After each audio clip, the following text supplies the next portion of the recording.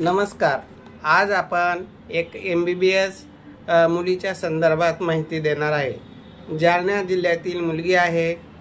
मुलीची जन्मतारीख 23/1/92 ची आहे आणि शिक्षण तिचं MBBS DGO DNB OBGY असं शिक्षण झालेलं आहे आणि मुलगी ही 5 फूट 2 इंच उंची आहे आणि रक्तगट तिचा O निगेटिव्ह आहे।